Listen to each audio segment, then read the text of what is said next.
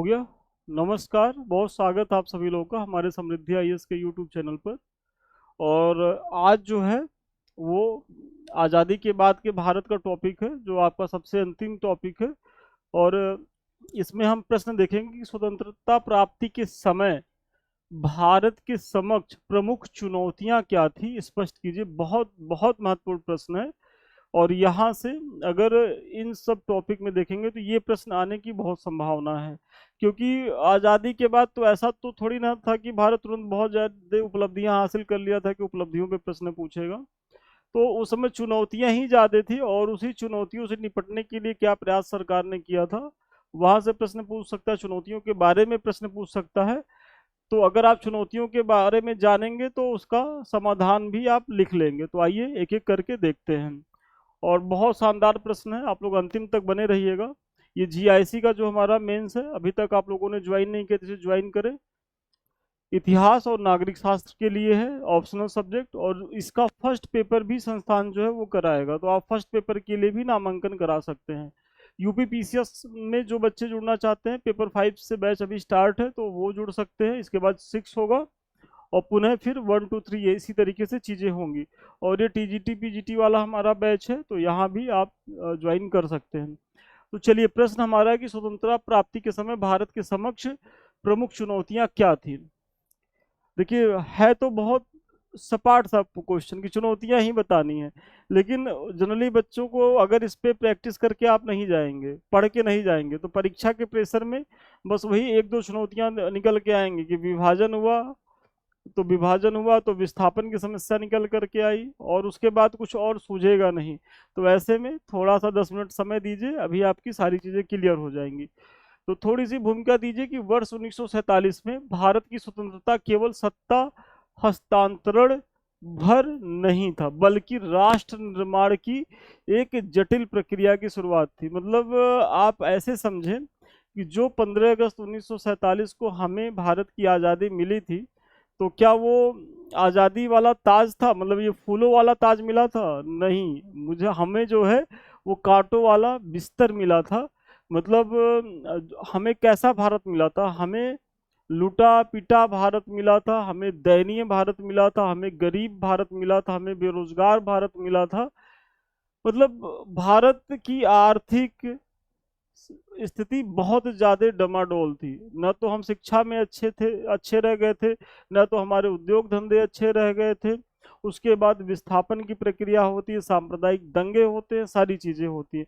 फिर रियासतों के एकीकरण की बात होती है कि भाई कैसे इन जो रियासतें उनको एक कैसे किया जाए। और रियासतों के एकीकरण बहुत ही महत्वपूर्ण टॉपिक है, उसको मैंने पीछे कराया है। तो आप लोग अगर नहीं देखें तो उससे जरूर देख लें। और रियासतों के एकीकरण में पटेल की भूमिका को लेकर के मैंने उस प्रश्न को कराया, मुझे अच्छे से याद है। तो आप लोग जरूर जरूर उसका प्रैक्टिस करके जाएंगे मुख्य परीक्षा से पहले।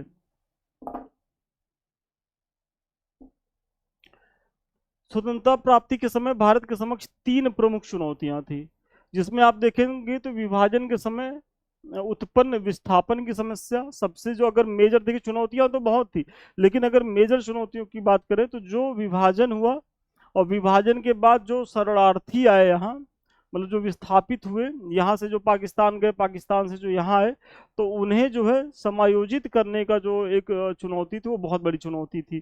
फिर सांप्रदायिक हिंसा हुई, आप लोग देखे ही होंगे गदर मूवी में, और किस तरीके से ट्रेनें जो है वो लाशों से पटी आ रही थी, और देश में बहुत ज़्यादा तनावपूर्ण माहौल था। एक तो हमें बॉर्डर पे भी देखना था, और फिर हमें अपने देश में देखना था, क्योंकि हमारे देश में भी मुहंडन थे, कहीं यहाँ ना हिंदू मुस्लिम राइट हो जाए। तो पाकिस्तान से भी निपटना था, और हमें अपने देश के अंदर जो हिंदू मुस्लिम सौहार्द को बनाए रखना था, ये बहुत बड़ी चुनौती थी। फिर 550 से अधिक जो रियासतें थी उनके एकीकरण का प्रश्न था, क्योंकि कहीं ना कहीं अभी जो रियासतों के प्रमुख थे उनको ये लग रहा था कि कहीं हमको जो है कुछ ऐसा रास्ता निकल जाए कि हम अपनी स्वतंत्रता को बचाए रख सके। हालांकि अधिकांश रियासतें जो है आज़ादी के पहले पहले तक वो भारत में विलय हो गई, लेकिन जो महत्वपूर्ण रियासतें थी जैसे जूनागढ़, कश्मीर, हैदराबाद, तो ये सब अभी भी जो है क्या थी, तो ये स्वतंत्र अस्तित्व रखती थी। और इसके लिए फिर कितना संघर्ष करना पड़ा, और कश्मीर इशू तो आज भी जो है वो भारत के लिए नासूर बना हुआ है। तो आप समझ सकते हैं कि ये सब उस समय बहुत बड़ी चुनौतियां थी। इसके साथ साथ क्या था कि भाई लोकतंत्र की स्थापना कैसे होगी, आम चुनाव कैसे कराए जाएं, फिर गरीबी से कैसे निपटा जाए, जो भूखमरी की समस्या थी उसका समाधान कैसे किया जाए, जो हमारे यहाँ अशिक्षा की समस्या थी उसका निराकरण कैसे किया जाए, स्वास्थ्य सुविधाओं को कैसे बेहतर किया जाए। और संसाधन हमारे पास एकदम नए के बराबर थे। मतलब स्थिति ये थी कि 80% जनता जो है वो भुखमरी के कगार पे थी। तो ये सब पृष्ठभूमि में हमें क्या मिली थी, आज़ादी मिली थी। तो आज़ादी हमारा क्या था, तो कांटों भरा ताज था, बहुत चैलेंजिंग था। वर्तमान में जो लोग नेहरू को पानी पी पी करके मतलब कोसते हैं कि सारी गलती नेहरू जी की रही, जिस समय देश आज़ाद हुआ उस समय देखिए किसी भी उस समय के नेताओं को तो आप लोग को टिप्पणी करना ही नहीं चाहिए, क्योंकि उस परिस्थिति में उन लोगों ने देश को संचालित किया कि जब देश एकदम निर्धन था। तो ऐसे में अगर कुछ त्रुटियां भी होती हैं तो वहाँ भाई कोई ईश्वर नहीं है कि गलती नहीं होगा। अगर एक दो मैटर पे गलती हुई भी है तो उसको जो है अ, मतलब आप साफ चश्मे से देखिए, वहाँ राजनीति वैसे करनी नहीं चाहिए। लेकिन क्या करिएगा, राजनीति है कि उसी पे खूब राजनीति होती है। और कुछ नेता हैं संसद में जो केवल नेहरू जी को ही टारगेट किए रहते हैं। तो प्रमुख चुनौतियां क्या हैं, तो सबसे पहले वही विभाजन की विभीषिका और शरणार्थी समस्या। तो देश के विभाजन के कारण बड़े पैमाने पर सांप्रदायिक दंगे हुए। लगभग 1.5 करोड़ लोगों ने क्या किया, अपना घर छोड़ा। और वो कहाँ आए, भारत में आए। इन विस्थापितों के लिए भोजन, आवास, चिकित्सा एवं रोजगार की व्यवस्था करना भारत के लिए सबसे बड़ी चुनौती थी। सोचिए, मतलब 150 लोग नहीं, 150 करोड़ के को ऐसे समय में जब भारत खुद ही जो है बहुत ज्यादा विपन्न था। तो इनको जो है रोजगार देना, इनको खाने की व्यवस्था करना, इनके रहने की व्यवस्था करना, इनके स्वास्थ्य की देखभाल करना, ये सब बहुत बड़ी चुनौती थी और बहुत त्रासदपूर्ण घटना भी रही है भारतीय इतिहास की। तो सबसे पहला आपने बता दिया। फिर रियासतों के एकीकरण को लेकर के क्या था कि स्वतंत्रता के समय भारत में लगभग 562 छोटी बड़ी रियासतें थी, और इन सभी को भारतीय संघ में शामिल करना क्या था, एक जटिल कार्य था। और इसके लिए पटेल ने क्या किया, कौन सी नीति अपनाई थी, मतलब कैरेट और स्टिक वाली। मतलब कैरेट मीन्स गाजर, स्टिक मीन्स छड़ी। कि मतलब गाजर के माध्यम से मतलब वो प्रलोभन देते थे कि भाई आप जो है अपने राज्य को हमारे भारत संघ में विलय करिए, आपको प्रीवी पर्स देंगे, आपका संवैधानिक स्टेटस बहाल करेंगे, आपको राज्य का प्रमुख बना देंगे, आपका महल, आपकी संपत्ति आपके पास रह जाएगी। तो बहुत से राजा महाराजा तो इस लालच में आकर के भारत में विलय कर लिए। उनको लगा कि एक समय के बाद विलय होना ही है।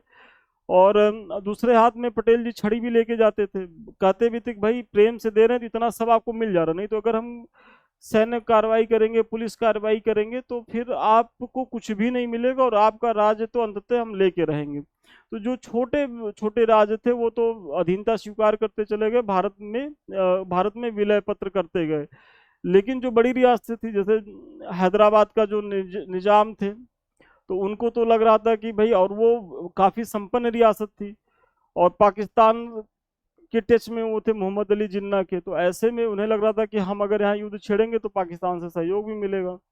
तो उन्हें जो है ऑपरेशन पोलो की तरह किस तरीके से सैन्य कार्रवाई करके भारत में शामिल कराया गया। कश्मीर मुद्दा आप लोग जान ही रहे हैं कि अभी भी वो वहाँ विवाद चल ही रहा है। तो ये सारी चीजें रही। तो सरदार पटेल और वीपी मेनन के प्रयासों से अधिकांश रियासतों का विलय हुआ, लेकिन जूनागढ़, हैदराबाद और कश्मीर जैसे क्षेत्रों के एकीकरण में गंभीर राजनैतिक और सैन्य चुनौतियां आई। तो ये भी जो है रियासतों का जो एकीकरण का प्रश्न है, तो आज़ादी के बाद जो है वो ये भी बहुत गंभीर मुद्दा रहा है। तो दूसरे मुद्दे की आपने चर्चा कर ली। फिर लोकतांत्रिक व्यवस्था की स्थापना कैसे की जाए, ये भी अपने आप में बड़ी चुनौती थी। तो विविधताओं से भरे भारत में एक ऐसे लोकतांत्रिक ढांचे का निर्माण करना था जहां सभी नागरिकों को समान अधिकार मिले। सोचिए कुछ समय जाति पाति वर्ग विभेद इतना भारत में था, और ऐसे में आप एक दिन गजट में कह दीजिए कि अब आज से भारत के सारे नागरिक समान। तो ऐसे में जो उच्च जाति के लोग थे या जो जमींदार वर्ग के लोग थे, तो उनके भी वोट की वैल्यू एक, और जो गांव का सबसे गरीब व्यक्ति है उसके भी वोट की वैल्यू एक हो गई। तो आप तो एकदम समान धरातल पे ला दिए। लेकिन ये बहुत चुनौती भरा काम था। मतलब इन सब चीज़ों को लेकर के लोग बहुत ज़्यादा जो है वो आंदोलित हुए, अपने ही सरकार के प्रति विरोध किए। लेकिन चूंकि सरकार की नीयत साफ थी, दृढ़ इच्छा थी कि हमें जो है समानता के अधिकार को लाना है, क्योंकि हम एक गणतांत्रिक देश हैं, यहाँ हर व्यक्ति का बराबर महत्व है, तो इसीलिए सरकार आगे इन सब चीज़ों को कर पाई। वही आप यहाँ बता रहे हैं कि पश्चिमी देशों को भारत की अखंडता को लेकर आशंका थी। मतलब जो पश्चिमी देश थे वो तो ये नज़र गड़ाए हुए थे कि ठीक है, आज़ादी तो पा रहे हो बच्चों, एक दो साल भी सरवाइव कर जाओ बहुत बड़ी बात है। और लोगों को लगता भी था, जो पश्चिमी देश थे उनको लगता था कि भारत में लोकतंत्र कभी सफल ही नहीं हो सकता। जिस तरीके से यहाँ जाति पाति की भावना है, इतनी छोटी बड़ी रियासतें हैं, तो ऐसे में सबको यूनाइट करना अपने आप में चुनौती है। और पश्चिम के देश को लग रहा था कि भारत बहुत जल्दी बहुत ज़्यादा टुकड़ों में बटेगा। लेकिन दुर्भाग्यवश उनकी मंशा आज तक पूरी नहीं हुई, और हम वर्तमान में एक सफल लोकतंत्र साबित हुए, और दुनिया के सबसे बड़े लोकतांत्रिक देश हम हैं। हालांकि भारत ने अपने संविधान के माध्यम से उस इस चुनौती को सफलतापूर्वक पार कर लिया, और इसीलिए जो हमारे संविधान के निर्माता थे, हमारे संविधान को लेकर के ये आरोप पश्चिमी विचारक लगाते हैं कि भाई जो भारत का संविधान है वो बहुत बड़ा है, विस्तृत दस्तावेज है। लेकिन चूंकि हमारी विविधतापूर्ण संस्कृति रही है, तो ऐसे में भले हमारा संविधान लंबा हुआ, बहुत ज़्यादा समय लगा बनने में, लेकिन जब बन के तैयार हुआ तो उसमें कोई भी वर्ग, कोई भी जाति, कोई भी धर्म, मतलब कोई नहीं छूटा था। मतलब सबके लिए प्रावधान था और सबके बेहतरी के लिए व्यवस्था थी। और यही कारण है कि वर्तमान में हम अपने संविधान के प्रति आस्थावान हैं। और यदि हमारे अधिकारों का कुछ भी उल्लंघन सरकारें करती हैं, या किसी संस्था के द्वारा होता है, या किसी व्यक्ति के द्वारा होता है, तो हम न्याय की चौखट पे जाते हैं और हमें क्या मिलता है? न्याय मिलता है। ये हमारे संविधान की ही महत्ता थी कि जो पश्चिम हमारे लिए ये सोच के बैठा था कि 2 साल में ही भारत कई टुकड़ों में बटेगा, वो आज तक भारत जो है नहीं हो पाया, और भविष्य में भी इसकी कोई संभावना नहीं दिखती। आर्थिक विकास और गरीबी उन्मूलन तो अगली जो बड़ी चुनौती थी। तो औपनिवेशिक काल में भारत की पूरी अर्थव्यवस्था क्या हो गई थी? तो चरमरा गई थी, कृषि पिछड़ी हुई थी, उद्योग धंधों का हाल क्या था? तो खस्ता था। मतलब जो हमारे औद्योगिक औद्योगिक जो उद्योग थे वो खस्ता हाल थे, कृषि की स्थिति डमाडोल थी। तो ऐसे में पूरी आर्थिक व्यवस्था ही हमारी चरमरा गई थी। देश में व्यापक गरीबी, बेरोजगारी और भुखमरी के हालात थे। अतः इसके निराकरण के लिए आर्थिक विकास, भूमि सुधार तथा औद्योगिक एवं कृषि नीतियों का निर्माण अत्यंत आवश्यक था। और इस तरीके से हमने प्रयास भी किए कि आर्थिक गतिविधियों को संचालित करने के लिए, कि बड़ी बड़ी जो है जो हमने द्वितीय पंचवर्ष पहली पंचवर्षीय योजना में हमने एग्रीकल्चर को टारगेट किया, द्वितीय पंचवर्षीय योजना में हमने बड़े बड़े उद्योगों को स्थापित किया, और फिर न केवल उद्योग को स्थापित किया बल्कि कृषि और उद्योग उद्योग के संतुलन को भी बनाए रखने का प्रयास किया गया। क्योंकि देखिए, जो तृतीयक सेक्टर था, सेवा क्षेत्र, उसमें अभी हम उस लेवल का परफॉर्मेंस कर नहीं सकते थे। क्यों नहीं कर सकते थे? क्योंकि हमारे पास कुशल लोग नहीं थे। जब 1970 के बाद की चीज़ आप देखिए तो हमारा सेवा क्षेत्र भी बूम करता नजर आया धीरे धीरे। आज हमारी इकोनॉमी में सबसे बड़ा योगदान जो है तृतीयक सेक्टर सेवा क्षेत्र का है। लेकिन प्रारंभ में नीति नियंताओं को लगा कि भाई अभी सेवा क्षेत्र दूर की कौड़ी, पहले तो हम बेसिक अपना संभालें। तो बेसिक में पहली पंचवर्षीय योजना में एग्रीकल्चर को टारगेट किया गया, दूसरे में क्या है, उद्योगों को लाया गया, और नई औद्योगिक नीति के माध्यम से इसे संचालित किया गया। फिर अगली जो एक चुनौती थी, प्रशासनिक चुनौती। तो औपनिवेशिक काल की प्रशासन जनता केंद्रित क्या थी? तो नहीं थी। इसलिए प्रशासनिक पुनर्गठन एवं उत्तरदायी शासन की स्थापना अपरिहार्य थी। मतलब जो औपनिवेशिक काल में जो प्रशासनिक व्यवस्था थी, भाई आज़ादी के बाद तो वही चली आ रही थी। तो ऐसे में देखा गया कि जो भाई उपनिवेशिक काल में जो प्रशासन के लोग थे वो अंग्रेजों के गुलाम थे, और अंग्रेजों की नीति ही थी कि भारत का अधिकतम दोहन करना।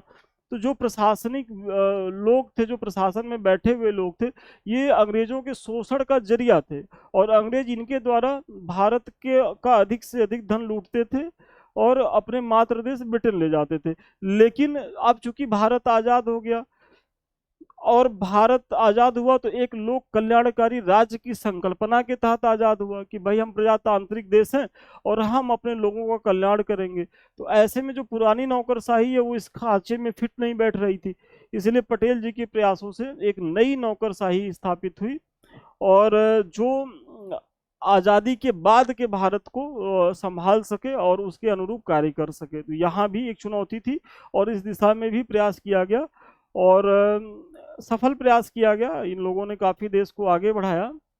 इस प्रकार उपयुक्त विवरण से स्पष्ट है कि स्वतंत्रता प्राप्ति के समय भारत गंभीर समस्याओं से ग्रस्त था, जिसका निराकरण उसे समय के सबसे महत्वपूर्ण चुनौती थी उस समय की। तो आप निष्कर्ष में सारी जो चुनौतियां थी भारत की आपने बता दिया, और आप बता रहे हैं कि भाई उसके निराकरण को लेकर के कितनी बड़ी समस्याएं थी, और हमारे जो नीति नियंता थे, जो हमारे उस समय के नेतागण थे, इसका बखूबी उन्होंने सामना किया। और मतलब ये वही है कि उस समय जो हमारी किश्ती थी, जो हमारी नाव थी, बीच समंदर में थी, और उस समय सबसे ज्यादा डमाडोल स्थिति में थी, और उस समय तूफान आया, और उस तूफान से निकाल करके इन लोगों ने कश्ती को आगे बढ़ाया। तो ऐसे में अगर कहीं कुछ त्रुटि होती है, एक दो स्तर पे हुई भी है, ऐसा नहीं है, तो वो उसको इग्नोर किया जा सकता है और उसमें सुधार किया जा सकता है। तो चलिए, आज का बहुत शानदार प्रश्न था, और मुझे बहुत भरोसा है कि इस प्रश्न के माध्यम से न केवल आपको आज़ादी के भारत की एक झलक दिखी होगी कि भाई अंग्रेज हमको आज़ाद करके दे गए तो हमको कैसा भारत दे के गए थे, और फिर किन चुनौतियों से जो है हम आगे बढ़ करके वर्तमान स्थिति तक पहुंचे हैं। कि मतलब एक समय का भारत वो था कि जिसके लिए खाने की चीज़ें नहीं थी, हमें जो है अमेरिका से सड़ा गला गेहूं ले आते थे, PL80 करके गेहूं था, और जब भारत पाकिस्तान का युद्ध हुआ तो उसने वो गेहूं भी सड़ा गला देने से मना कर दिया। तब हमारे जो यशस्वी प्रधानमंत्री स्वर्गीय श्री लाल बहादुर शास्त्री जी थे, उन्होंने क्या नारा दिया? जय जवान जय किसान। क्योंकि भाई उस समय जवानों के भी मनोबल को बढ़ाने की जरूरत थी, क्योंकि 62 का चुनाव हम चाइना से हार चुके थे। पाकिस्तान है कि अपनी हरकतों से बाज नहीं आ रहा था, 65 के युद्ध में हम उसको धूल चटा चुके थे। तो सेना को भी मजबूत करना है, और अन्नदाता मतलब किसान को भी उन्होंने आह्वान किया कि भाई आप जो है अधिक से अधिक अन्न का उत्पादन करें। और उसके बाद हरित क्रांति आती है और भारत खाद्यान्न में निर्भर होता है। और आज तो हमारी ये स्थिति है कि हम अपने 150 मतलब करोड़ जनता को तो न केवल खाद्यान्न मुहैया करा रहे हैं, बल्कि हमारे पास बहुत ज़्यादा बफर स्टॉक है, और हम अन्य देशों को खाद्यान्न निर्यात भी कर रहे हैं। मतलब खाद्यान्न आयातक से निर्यातक तक का सफर बहुत ही संघर्षपूर्ण रहा है। ये कुछ लिंक्स हैं, अभी तक आप लोगों ने ज्वाइन नहीं किया तो ज्वाइन करें। एक तो समृद्धि IAS का हमारा टेलीग्राम है, जो हम पढ़ाते हैं उसका PDF आपको यहाँ मिल जाता है। साथ ही साथ आपको कोई जानकारी चाहिए होती है या संस्थान कुछ जानकारी देना चाहता है तो यही देता है, तो इससे तो जरूर आप जुड़े। और यूट्यूब जिससे अभी हम आप रूबरू हैं, ये आपके एजुकेशन के लिए बहुत महत्वपूर्ण है, क्योंकि आप देख ही रहे होंगे कि यहाँ हर परीक्षा के पहले बहुत महत्वपूर्ण सेशन संस्थान के द्वारा चलाया जाता है, चाहे वो PCS हो, RO हो, अभी LT के लिए चल रहा है, GIC के लिए चलेगा। तो इस तरीके की चीज़ें होती रहती हैं। तो ऐसे में इस चैनल को आप लोग स्नेह दें, वीडियो अच्छा लग रहा हो तो लाइक कमेंट जरूर करें, शेयर करें इसे। और सबसे अंत में यदि आप हमसे बात करना चाहते हैं, हमारे बैच से जुड़ना चाहते हैं, तो 7303307507 पे संपर्क कर सकते हैं। तो ठीक है, आज के लिए इतना ही। पुनः मिलते हैं नए वीडियो में नए क्लास के साथ। तब तक के लिए धन्यवाद, बहुत शुभकामनाएं आपको।